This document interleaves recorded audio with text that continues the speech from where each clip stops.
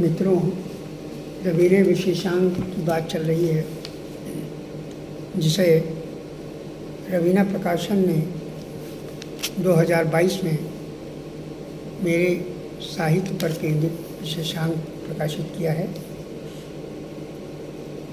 मैं इसके प्रकाशक को बहुत बहुत धन्यवाद देता हूँ कि उन्होंने मुझे मौका दिया।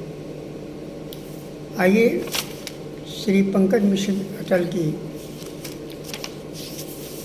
के आलेख पर बातचीत करें। देखिए, आगे उन्होंने क्या कहा है, इस पर विशेष ध्यान देना चाहिए।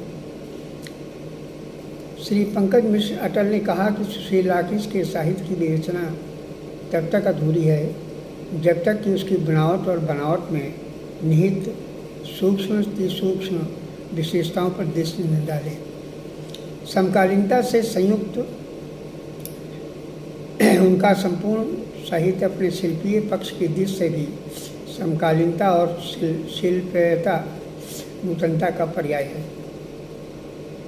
उनकी अधिकांश कविताएं अतुकांत रचनाएं ही हैं, परंतु मन को बांधती हैं और इस बात को प्रमाण भी करती हैं कि अतुकांतता में ही तुकांतता सा आनंद और रस निहित होता है, उसमें भी कविता खिलखिलाती है। सुशील राकेश कविता धारा में एक सिद्धहस्त कवि हैं।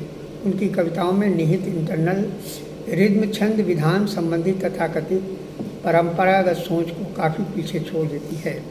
कविताओं में निहित प्रतीकात्मकता और बिंबात्मकता काफ़ी प्रभावी है। उनकी रचनाओं के ये प्रतीक और बिंब रोज़मर्रा के जीवन से चयनित हैं, वे कृत्रिम नहीं हैं।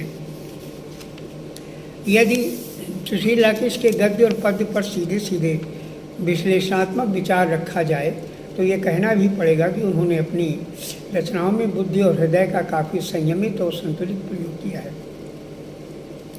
इसी कारण उनकी रचनाएं अति बौद्धिक की अपेक्षा से बच गई हैं। सच्चाई तो ये है कि सुशील राकेश की रचनाएं लेखन की शास्त्रीयता से दूर रहकर मन को स्पर्श कर सकने में सक्षम हैं। गद्य हो या फिर पद्य, आंचलिकता सुशील राकेश की रचनाओं में अवश्य मिलेगी। सुशील राकेश के पास एक कला और कौशल भी, जिसके कारण वो जिस तरह से चाहते हैं उसी तरह से स्वयं को मनोनुकूल विद्या में अभिव्यक्त कर लेते हैं और सब कुछ स्वाभाविक तथा मानवीय रूप से कागजों पर चैतन्य हो जाता है। सुशील राकेश का गद्य काफ़ी परिपक्व है। ये इस बात से प्रमाणित होता है कि वे अपने विचारों को विश्लेषण, विवेचन, व्याख्या या गवेषणा जिस स्वरूप में चाहें व्यक्त कर संप्रेषण की क्षमता रखते हैं। उन पर स्टाइल इज़ द मैन वाली कहावत फिट बैठती है, क्योंकि उनका अपना स्टाइल है। वे फॉलो करने में विश्वास कम रखते प्रतीत होते हैं। सुशील राकेश के लेखन के शिल्पी विवेचना के अंतर्गत उनकी शैली की व्याख्या के संदर्भ में अंततोगत्वा यही कहूँगा कि साहित्य के ही नहीं, शैली के रचयिता भी हैं और उन्हें किसी भी परिप्रेक्ष्य में टाइप्ड रचनाकार नहीं कहा जा सकता। अंततः स्पष्ट हो चुका है कि सुशील राकेश संपूर्ण अर्थों में एक ऐसे साहित्यकार हैं जो भीड़ के दर्द को शब्दों में उतारते आ रहे हैं।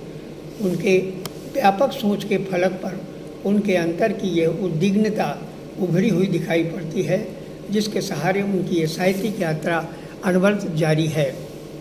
दरअसल ये पीड़ा शब्द को ही अस्तित्वहीन कर देने पर आमादा हैं। इसके लिए विधा कोई भी हो, सुशील राकेश अपने रचनात्मक संसार में हर मोड़ पर प्रतिबद्ध नजर आते हैं और उनकी ये प्रतिबद्धता है कि आम जन को समस्याओं से मुक्त कराने की, सामाजिक विसंगतियों और विकृतियों की समाप्ति की, बढ़ते हुए भौतिकवाद सोच को समाप्त करने की, कुल मिलाकर जन की चिंताओं को, उनकी समस्याओं को अपनी रचनाओं में एक मुकम्मल हल देने के लिए बेचैन और प्रतिबद्ध है।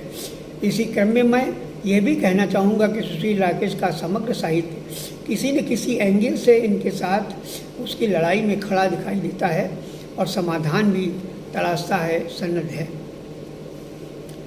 सुशील राकेश की एक बड़ी विशेषता है कि वे सामाजिक संचेतना से संबद्ध हैं और सामाजिक संचेतना को अपने साहित्यिक के अंतर्गत साहित्यिक संवेदना का पाठ भी बनाने की क्षमता रखते हैं।